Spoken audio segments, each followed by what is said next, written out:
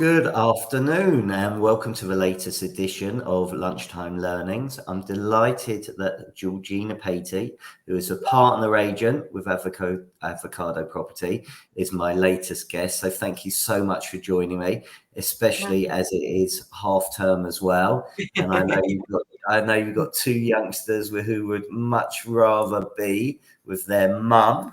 And you having to speak to me. So thank you so much. No, thanks for having me.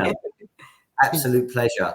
And, Ian's been a guest on the podcast previously. And I think what Ian is and has and continues to achieve at Avocado Property is absolutely fantastic. And it's a breath of fresh air in the industry, and it's great to see what you and your colleagues are doing, which is absolutely fantastic. So tell us a little bit about Georgina. How did you become an estate agent? Why did you become an estate agent? And then we'll pick it and apart and ask you questions from there. Yeah, okay.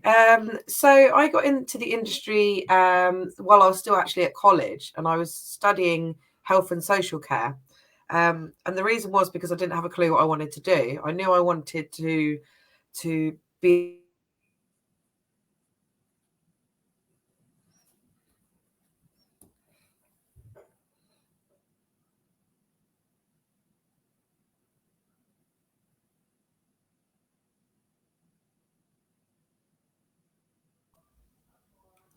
sorry, I think I cut out there. So I heard about health and social care in college. Okay, so health and social care was because I didn't know what I wanted to do. But I've always been interested in property, as both my parents have always been in housing.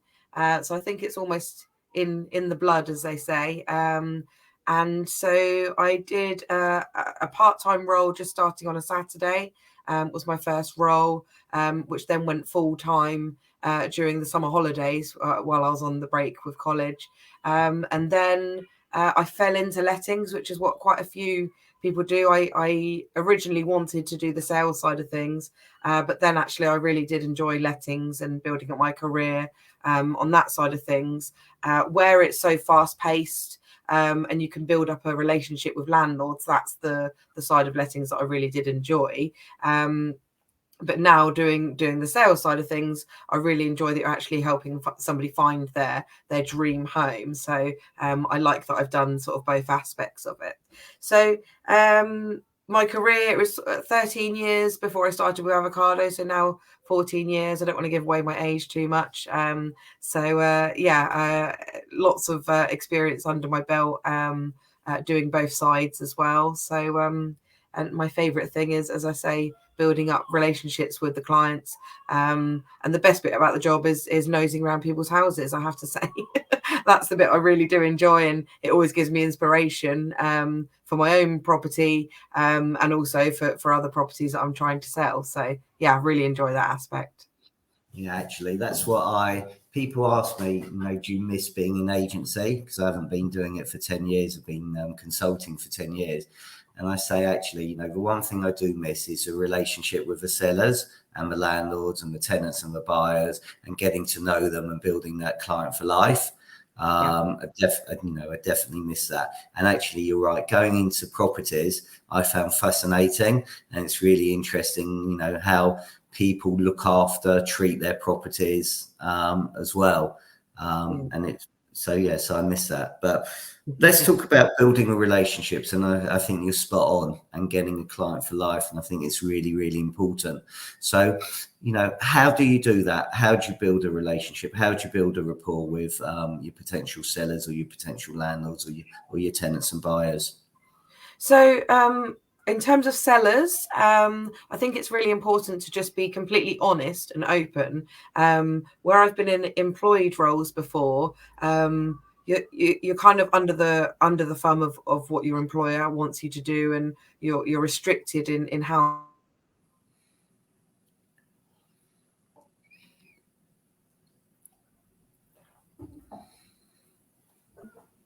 and be completely open on what I think the price will actually be, what it will sell for, little things that they could perhaps do in the property without needing to offend anybody. Most people want to, realize that the best price that they can for the property, and if there's little niggly things that they can do to achieve that, then I'm there to sort of just say, I think people appreciate that I'm not somebody that just spouts a load of BS, shall we say, and it's not just a sales patter for me.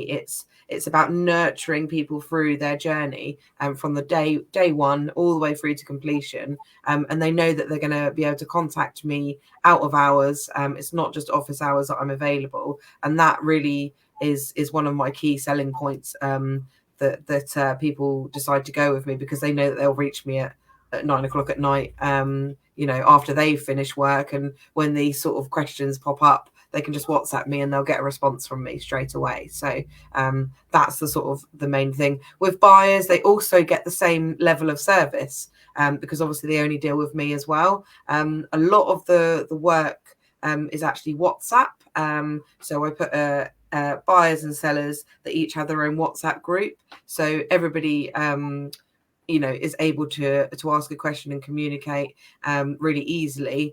Also works really well if it's a divorce situation, because if they don't want to talk to each other, it's all there on WhatsApp, and then there's no having to relay information that I've spoken to somebody over the phone about. So that really works. And yeah, it is a journey. I like to get my sellers a bouquet of flowers on as a thank you for instructing me, and putting your trust in me. And that's something that I do with pretty much every property, unless there's a reason, if they weren't local or something and it wasn't feasible. But it's basically every property, and it is a thank you for instructing me. And that's coming out of my own pocket. It's not there's no upfront charges or anything. So it is a thank you. And then on completion day, buyers and sellers also get nice little gifts that are from local businesses that then want to support me because I'm supporting them back. So it's about sort of being there in the community as well, and supporting everybody along the journey. God, I love that. So, God, there's loads to unpick already. So yeah. let's go back a step. So let's start with WhatsApp. And agree communication is really important. So what made you decide to go down that route of that communication and WhatsApp? And do you give people alternatives, if they prefer to pick up the phone, or do you find most people now it is about WhatsApp and it's a lot quicker and easier way to communicate?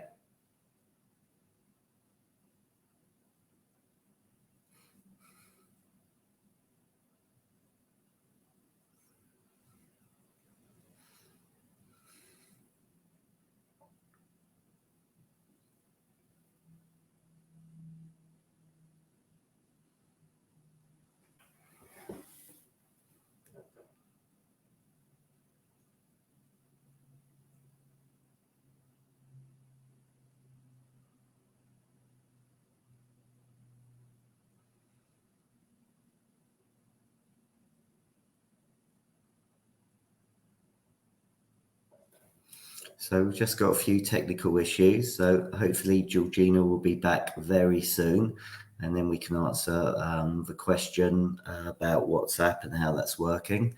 Also like the fact that Georgina spoke about the bouquet of flowers on instructions. So again, what sort of thing are you doing on instruction? There you go, we're back again. So, sorry, yeah, I'm not sure what happened there. It completely cut out. Fine. I was just talking to myself and just sharing what I like with. Yeah, it's normal. So what we were saying about WhatsApp. So I like your communication, but also like the fact that you are talking about a bouquet of flowers on instruction. I think that's a really nice touch as well. And also talking about the buyer's gifts on completion. So again, if anybody's watching, what are you doing? What do you give to your sellers on instruction? Be nice if you put in the comments. And also, what are you doing on completion as well? And what's your communication policy? So coming back, okay. So WhatsApp and communication. So how are you finding that? I think it's really important, especially since lockdown. People they might have the flexibility of working from home, but during the working day, it's not always easy if they haven't got a very understanding boss to deal with, things that are nothing to do with work. They might not be contactable during the day. So it's all well and good being open on a Saturday, but actually a lot of the key questions that people have are actually outside of working hours, and a lot of people do work the same hours.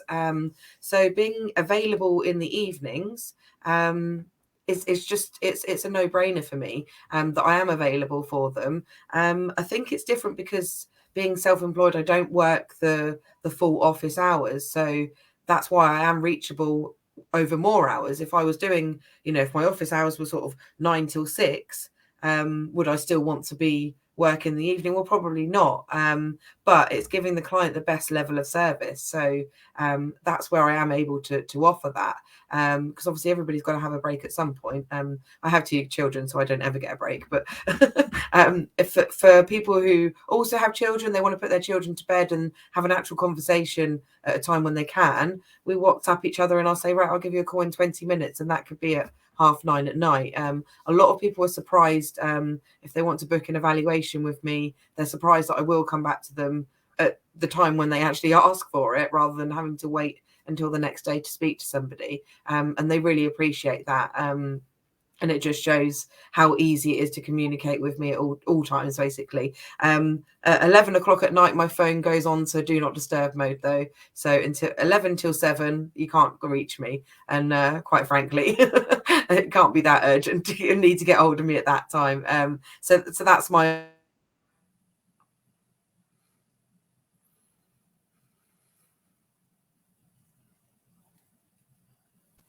It really does work to communicate easily and quickly with people. So that's one of the key sort of points that we do at Avocado. Okay, brilliant. So congratulations. I think you hit your first anniversary in January being there. So again, well done.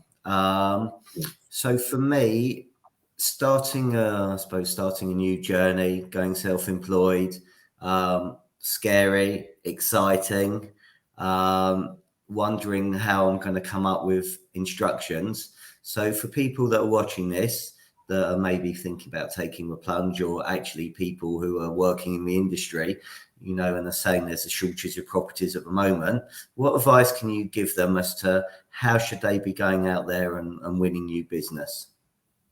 So I think the key sort of thing is where I'm different, and a lot of the Avocado partners are different, is that we don't do things just to gain something from it. So when I do a business chat, I do a lot with women in business, and it's actually called lunchtime chats rather than lunchtime learning. So we've got the same sort of aligned sort of thinking there, in that people, when they're on their lunch break, they can tune in. If they're scrolling through their phone, they'll get a live notification, and more people are likely to watch it. So by doing that live lunchtime chat with people, you've then got yourself a super fan for a start anyway, because we get to know each other really well, and I'm happy to promote their business. They just naturally come back and say, do you know what? Do you know who's a really good estate agent? Georgina with Avocado. She's really nice. She's really friendly. She's down to earth. She's helped me. I'd love to sort of, and that is where I have a lot of my recommendations. So that's one thing of getting your local community to be friendly with them, because estate agents, let's be honest, they do have a bad name, and we want to change that, from being, I'm a mum working around my kids, and it works perfectly for me.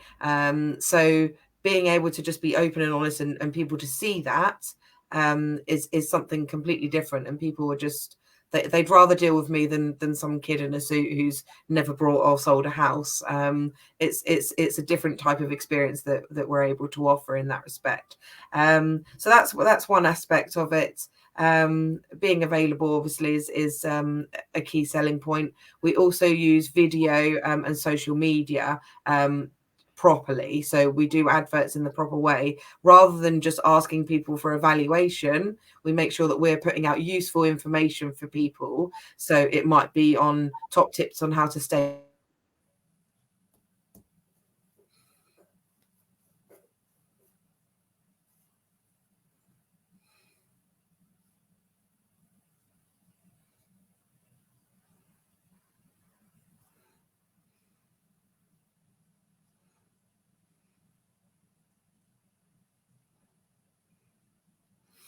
So again, I think we've got problems with the internet, so my apologies.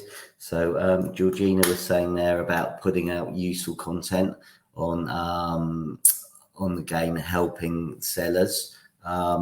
Again, very important. Just been discussing this, just doing a training session about the importance of video and social media.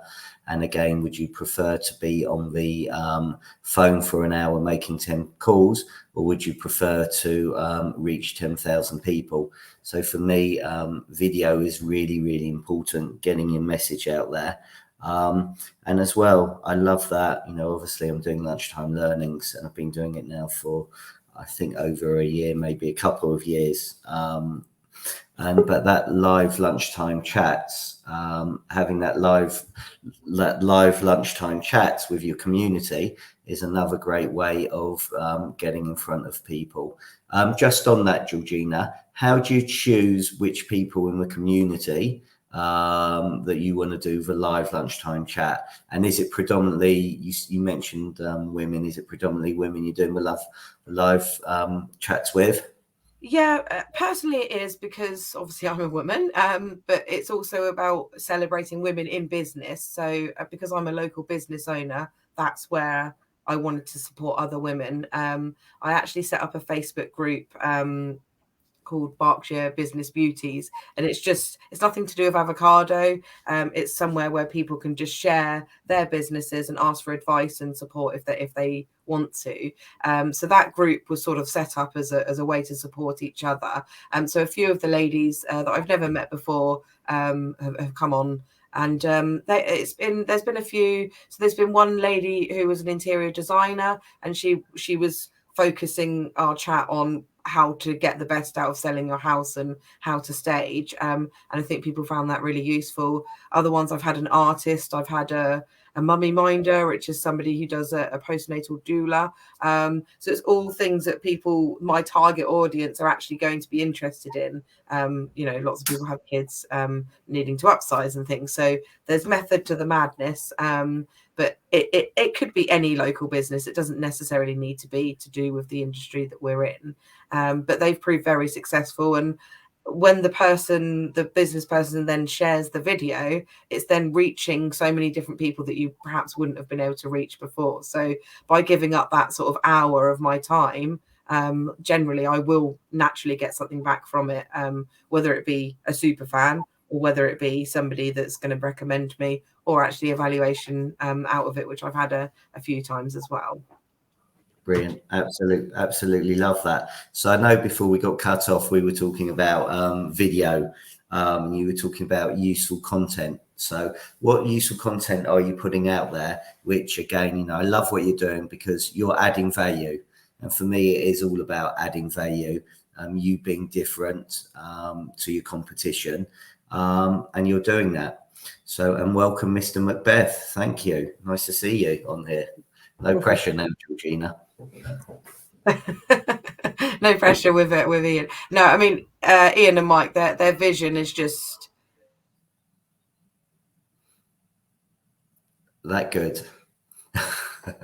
So again, apologies for the problems that we're having today. So let's just, you're back again. Sorry, I don't know what, I'm actually in the room where the Wi-Fi router is, so I'm not sure what the issue is. I do apologize. It's all right.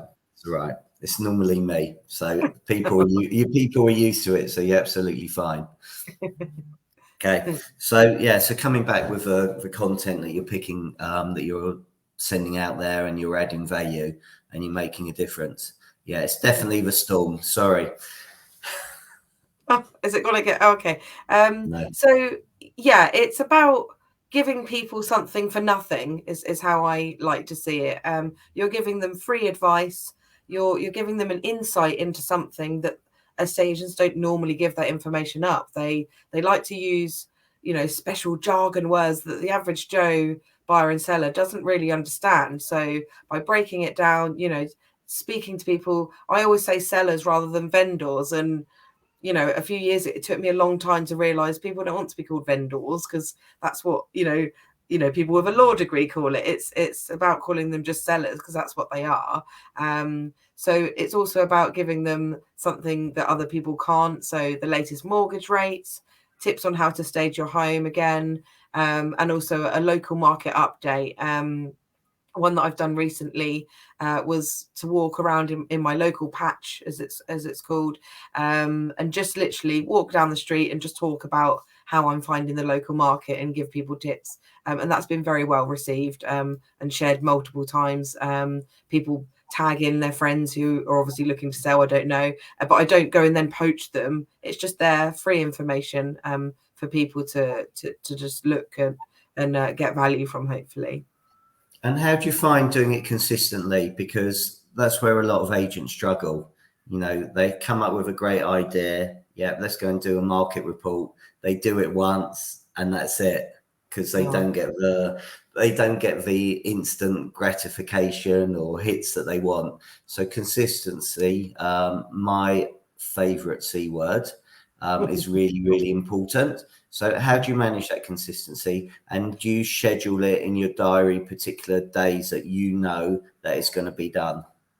Yeah, so I have to say I did fall victim to not doing it consistently within my first year. And I think it was that I hadn't allocated the time out to do it. And then we had a little session with the Avocado group and we did what we call a locked in diary. And we basically had everything across the whole week of where you spend your time, and the things that can't change. So first and foremost, it's everything to do with my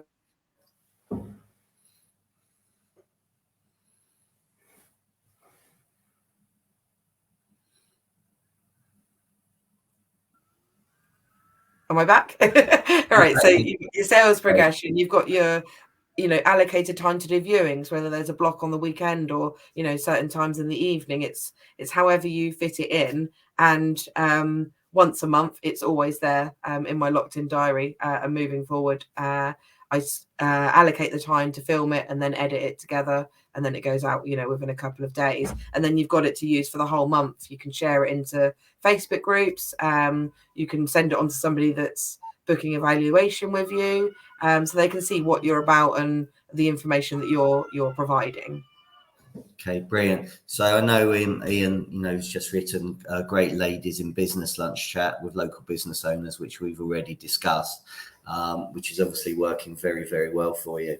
So again, some great ideas there to help. Anything else to help people on their journey to find, and also this is understanding it's for the long term. What you're doing is for the long term. Yes, it'd be great if you can get market appraisals, sales advice meetings, whatever you call them. Don't know, just valuations if you want, non-jargon, I suppose, because that's what the people think it is. It is a valuation that you're given. But anything else that agents can be doing to find sellers out there? It depends what your ultimate goal is. Are you just doing a job to pay your bills, or do you want to progress in your career, up the ladder, or do you want to go self-employed and take that leap? If you're going down the self-employed route, you've got to be consistent. That special C word there. But you've also got to do something else. You can't just be the same as everybody else. You've got to do things differently and provide something better than your competitors.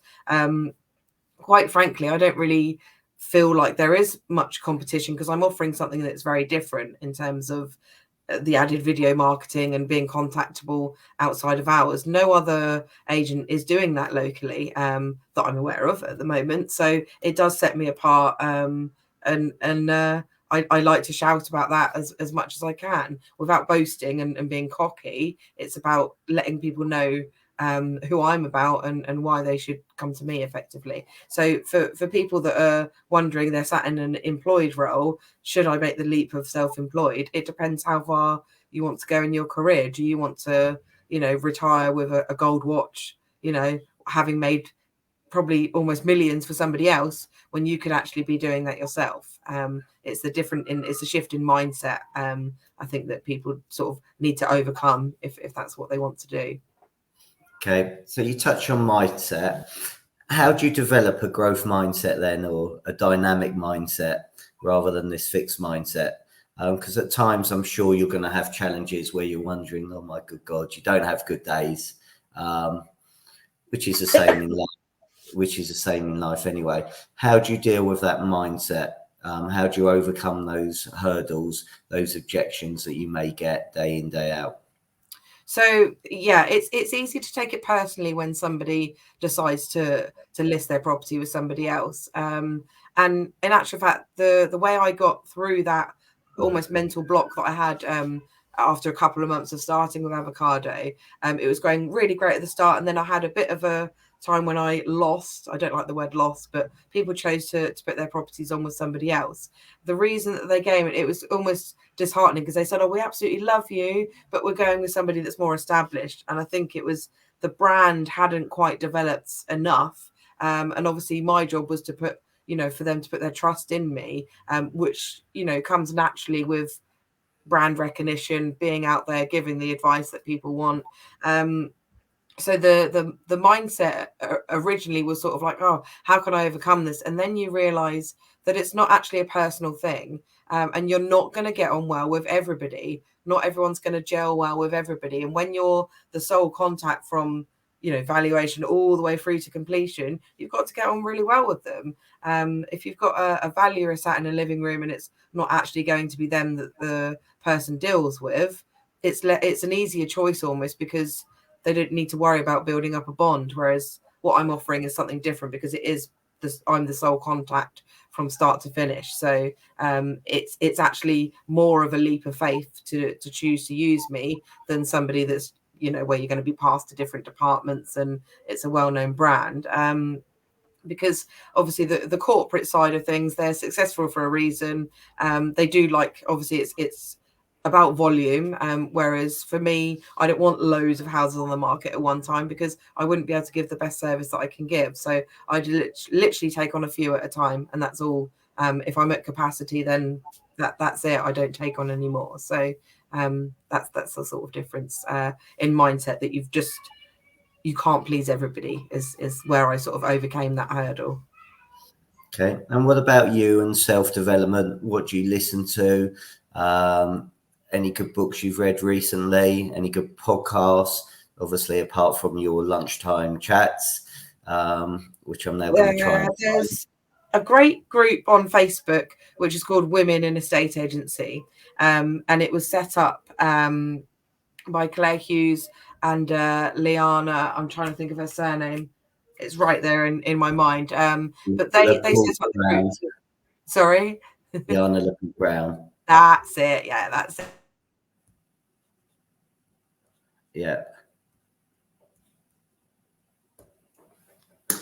Both lovely people. So including a recruitment consultant who's very well known as well, and different people that offer content for estate agents. There's all sorts of different trades, as it were, but we're all there to support each other. And actually, I actually had a valuation pass from a lady who's out of the area, but her partner lives within my area. So it just sort of goes to show the sort of networking really does work, and that's one thing that I've sort of kept at. To keep, my credibility open and aware for everybody is just a network, because the more contacts the more credibility you have in that respect. Brilliant. Okay, well, look, we've had so many problems today. I'm sorry. I'm going to say thank you so much for your time.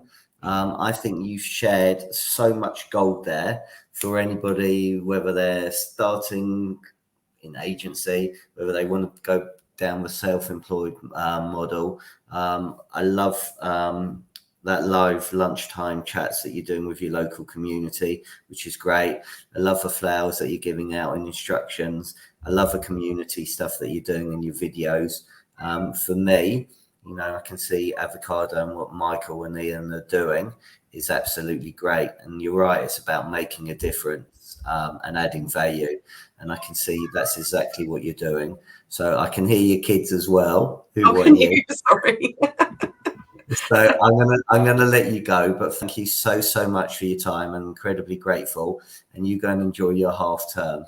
Thank you so much for having me. If anybody wants to get hold of you and it's got a property to sell in Berkshire, how do they get hold of you? So I could put a link to my page in the comments. and my phone number. I'll put it all in the comments for when it's shared. Okay. Brilliant. Well, thanks a lot. Enjoy the rest of your afternoon and the half Thank term. you. Nice And speaking you. to you. Have a Thank good you. one. Take care. Bye. Bye. Bye. Bye.